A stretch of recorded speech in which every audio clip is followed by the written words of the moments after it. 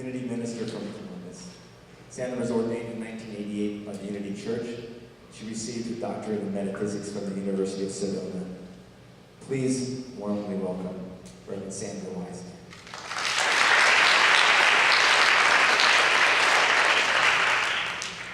I hope you will indulge me this morning that I'm putting the meditation after the message, but you'll understand why once I finish my message.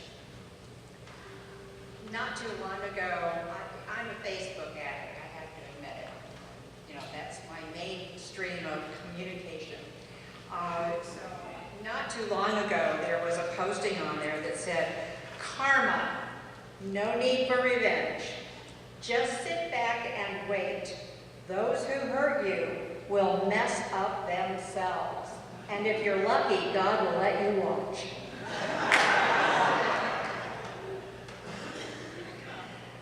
But the Old Testament God said, "Vengeance is mine," indicating that there is a higher justice in the universe. And so we don't need to really worry about getting revenge.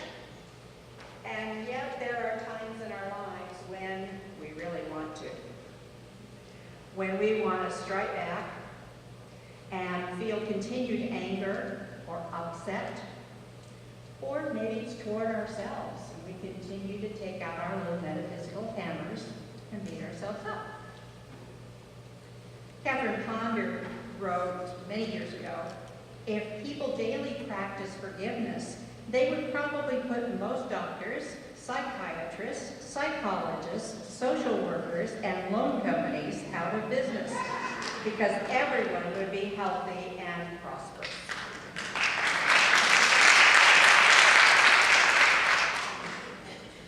And when we imagine all kinds of things we would like to say or do to another for hurting us, for upsetting us, or making us angry, every time we want to do that, we're resending, and re-experiencing all that pain all over again. Forgiveness, I believe, is the only way, and has been taught over the centuries, it's the only way to true peace and well-being. It really is. If we practice forgiveness, starting with ourselves, moving out into our communities, our families, and let that grow in ever-widening circles, you know, I think we would have peace on earth. And it starts with us, just as we sing at the end of our worship service, "Let it begin with me." And so one of the things that it begins with is learning to be forgiving. But today, I think you've probably already heard this message before about forgiveness. But today I kind of like to take a little twist on it.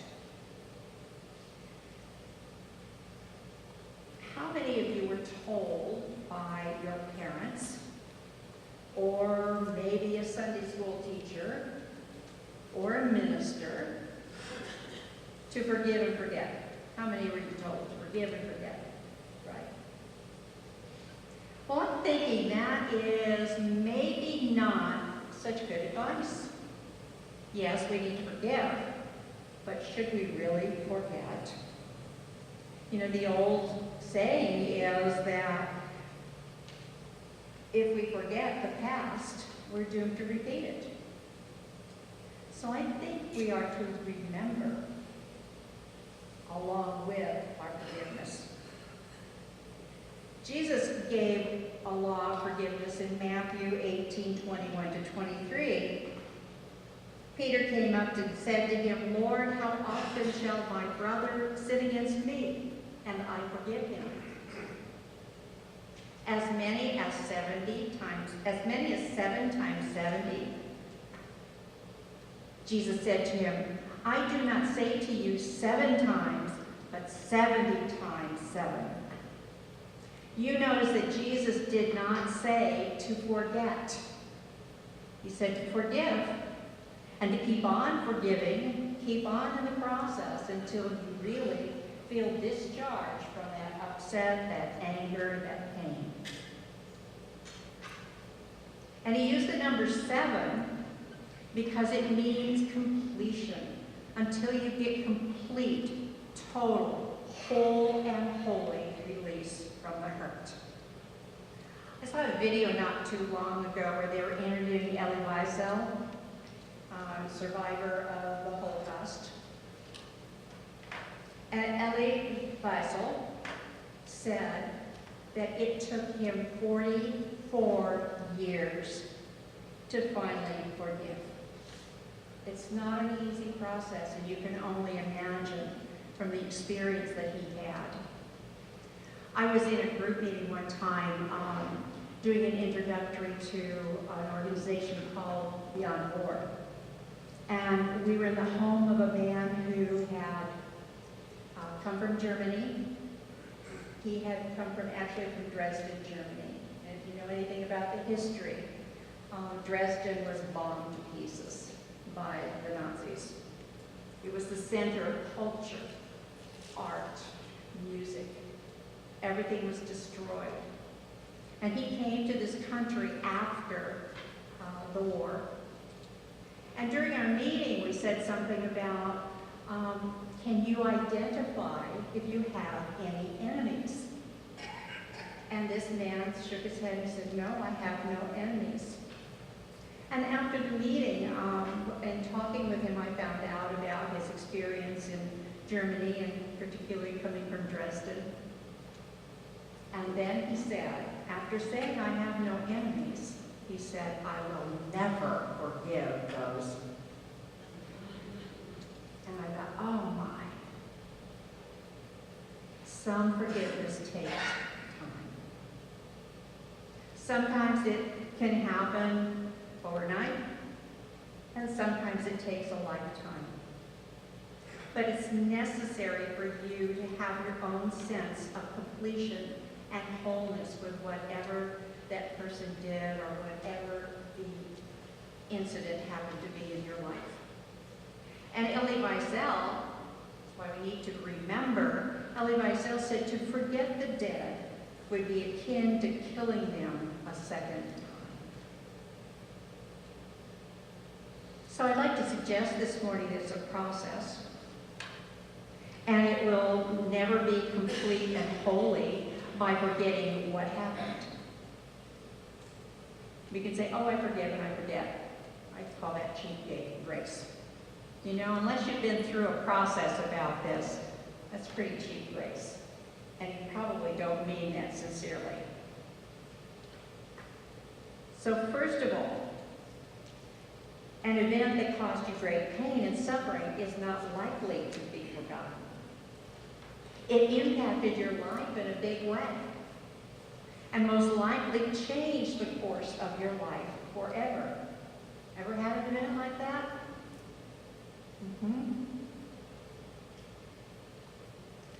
So, when I experience physical, psychological, or spiritual hurt and pain at the hands of another, or my own stinking thinking toward myself, it's a message to me that I need to keep on forgiving, that I need to stay with the process. Something happened to me 14 years ago, 12 years ago, I don't know, 12 years ago. It's just taken me up to a couple of years ago for me to completely release that. And I found myself, after all that time, in the presence of the people that I had felt had done it to me, and there was no emotional charge at all. That's when I knew I had done my work. You have heard of old, Jesus said, an eye for an eye and a tooth for a tooth, but I say to you, do not resist the one that is evil. But if anyone strikes you on the right cheek, turn the other cheek to him also. In the martial arts, karate particularly, non-resistance is essential. If you resist your opponent, you only strengthen them. If you have a resistance toward forgiveness, toward the incident that happened or the person that did it to you. You only empower the person or the event to continue to hurt you. And they may not even know it. Not even be involved at all at that point in your life. I've been studying lately, another one of my adventures the last few years. I have been enrolled in the spiritual direction course with the Spirituality Network of Columbus. So I'm through my second year. I have one more year to go. And I'm really pleased to be part of this group. And an article that they passed out to us, because they said at spiritual direction, of course you're going to be dealing with people who have forgiveness issues. And so one article was written by a woman named Sister Janet Malone. And, you know, it's funny, I'm studying with the Sisters of Peace, the Dominican Sisters of Peace out of Columbus. Amazing. They are teaching stuff that we've been learning in Unity for 100 years. I'm just sitting back and going, wow.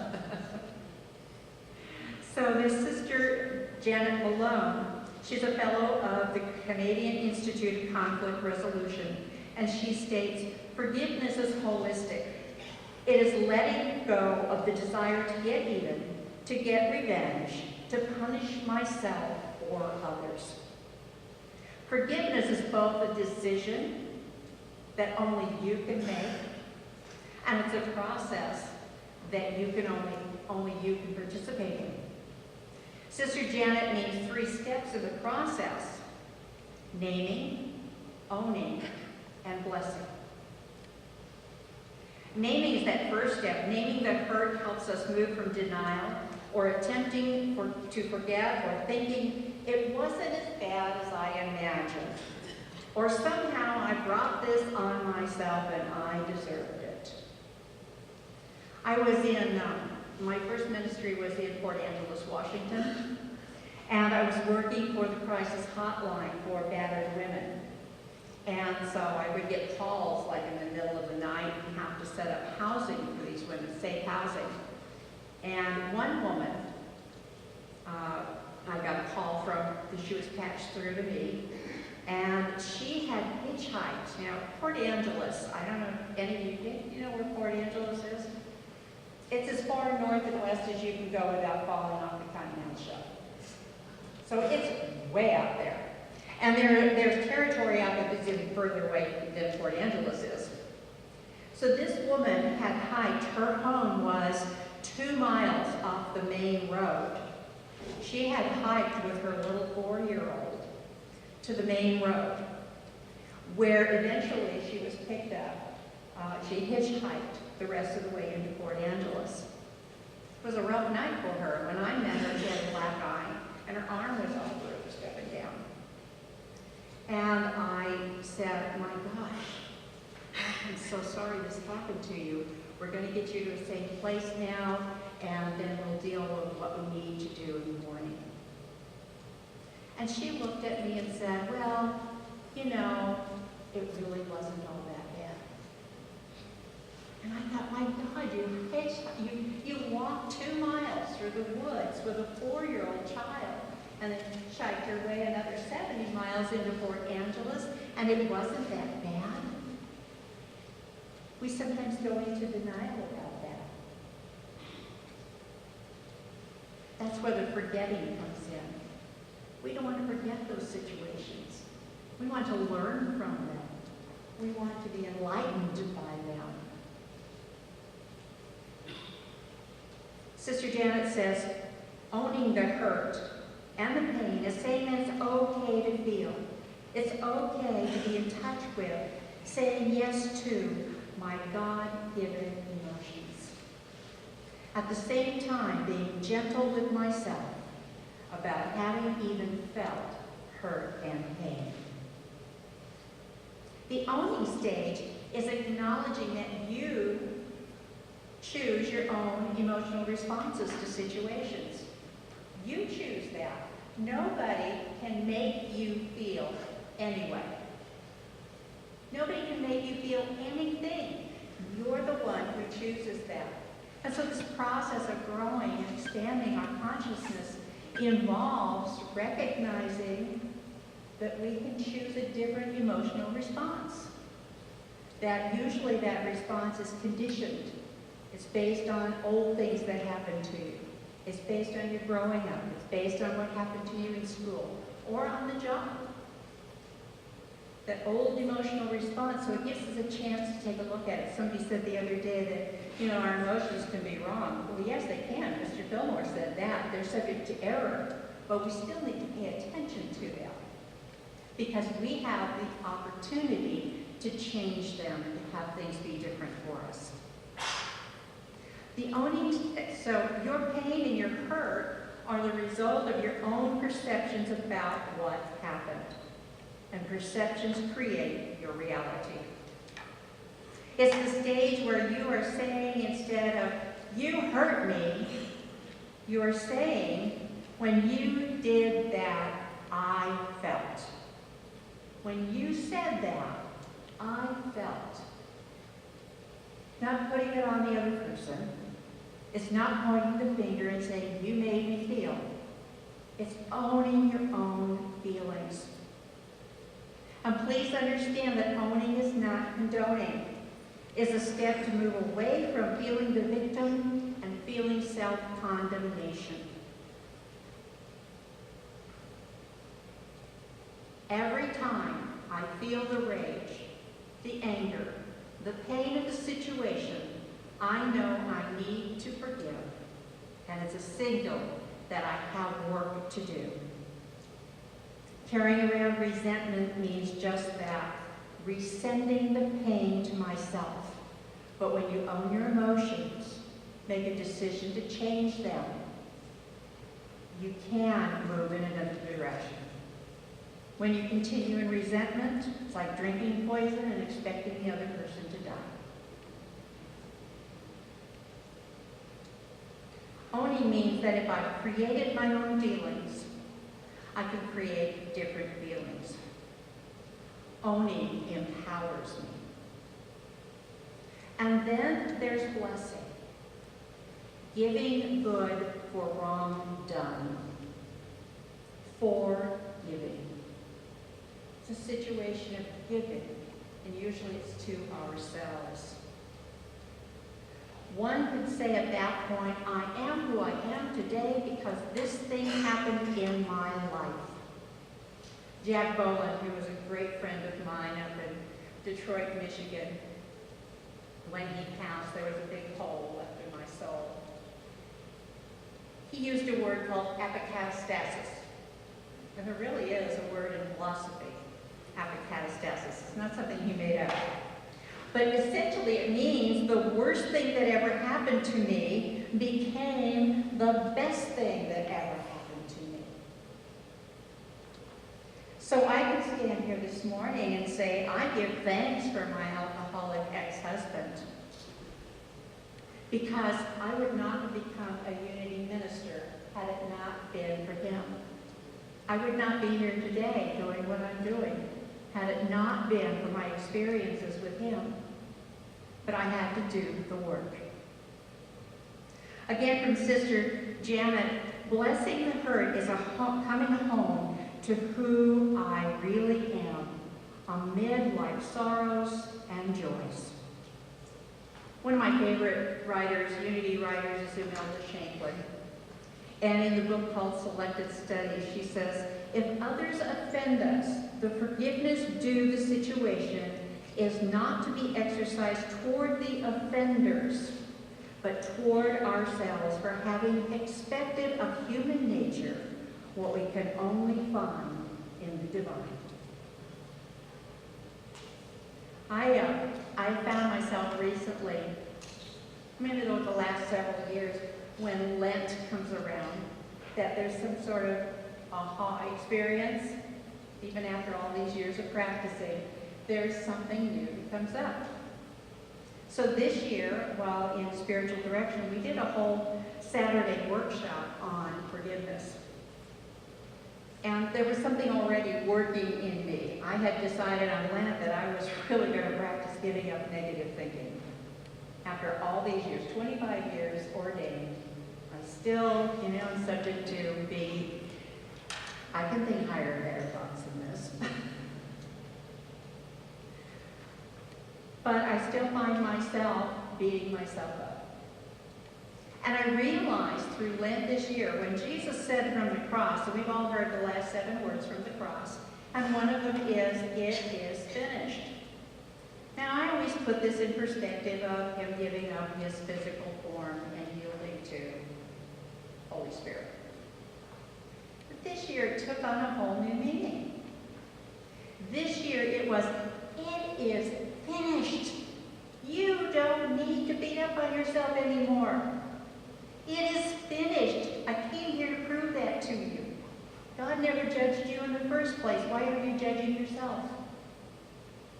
And I realized that the greatest sin, self-imposed nonsense, that I could ever do is beating up on myself. That's like saying to God, "You didn't do a good enough job." And what Jesus did for us wasn't good enough either. That's the biggest self-imposed nonsense I can imagine. It gets in my way. It stops me from stepping out. There's all kinds of things that go on when I beat myself up. It was a great aha awareness in my life. So, there's 2 things here. We always want to forgive, and you probably already knew that. And don't ever forget. Because in the forgetting, we forget the lesson. We forget the good. We'll just fall back into the old pattern again. So the next time a situation comes up like that, you can choose new feelings. You can say, I remember this. And remember, if you split it up, it's remembering, putting ourselves back together with Source. Putting ourselves back together with God. Reuniting. Reconciling ourselves. So full forgiveness is remembering and keep on remembering ourselves back to God. And now we will prepare for meditation. I'm using a meditation that was written by Stephen Levine.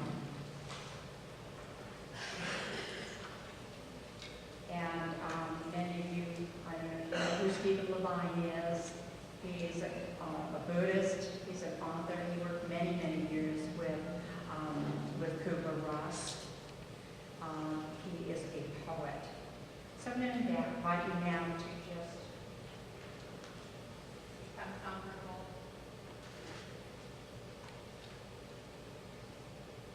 and gently close your eyes.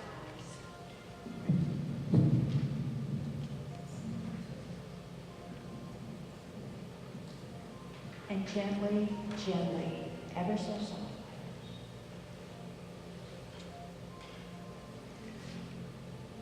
take a couple of deep breaths.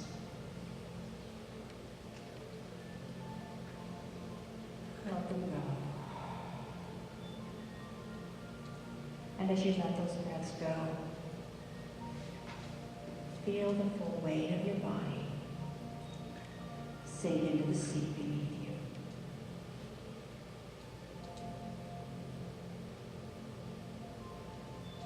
For more deep breaths.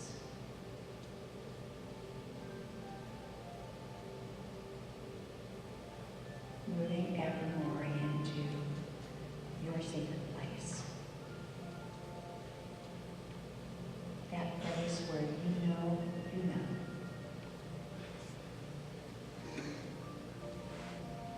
That place where you are, I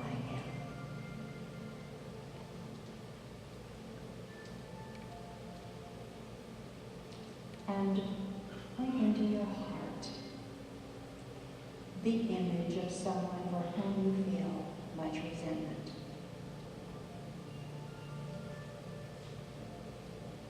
Take a moment to feel that person right there in the center of your chest.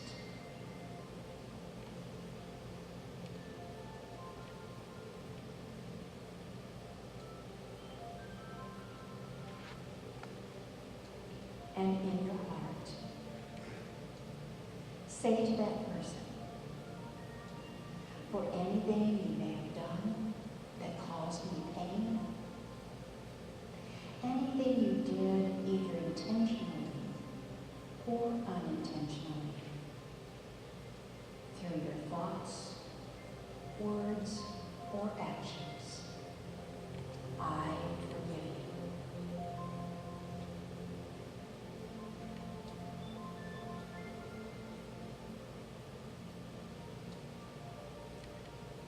Slowly allow that person to settle into your heart. No force. Just opening to them at your own pace. Say to them, I forgive you. Gently, gently open to them. If it hurts, let it hurt. Begin to relax the iron grip of your resentment, to let go of that incredible anger. Say to them, I forgive you. And allow them to be forgiven.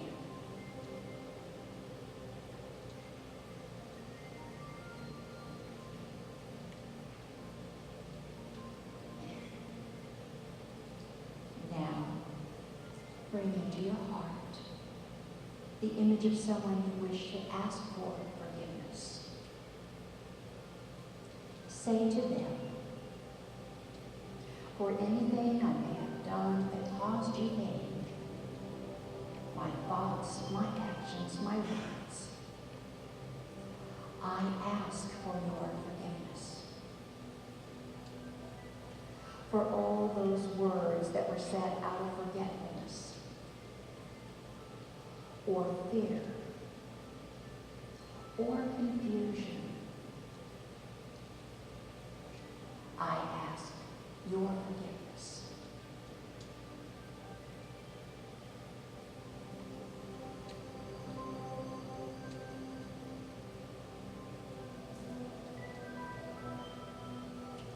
Don't allow any resentment you may hold for yourself to block your reception of that forgiveness.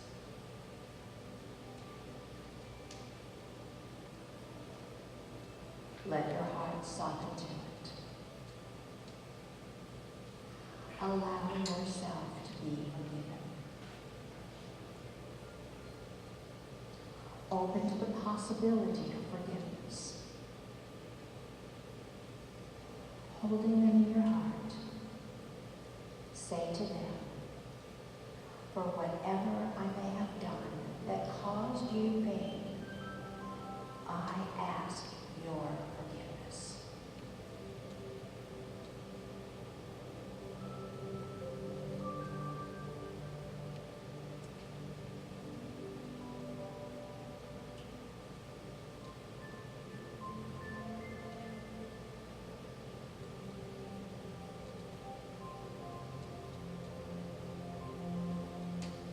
And now,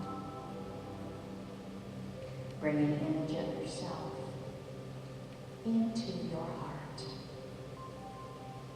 floating at the center of your chest. Bring yourself into your heart, and using your own first name, say to yourself, for all that you have done in forgetfulness and fear and confusion, all the words and thoughts and actions that may have caused pain to anyone. I forgive you.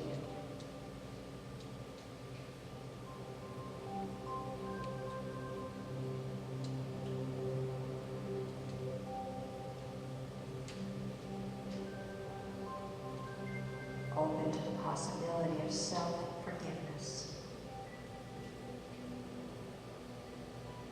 Let go of all the bitterness, the hardness, the judgment of yourself.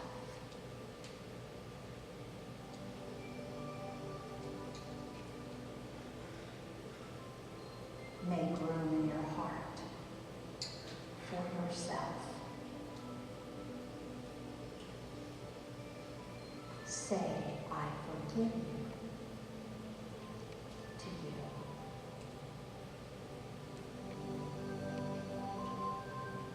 And continue to hold this in the next few moments of quiet.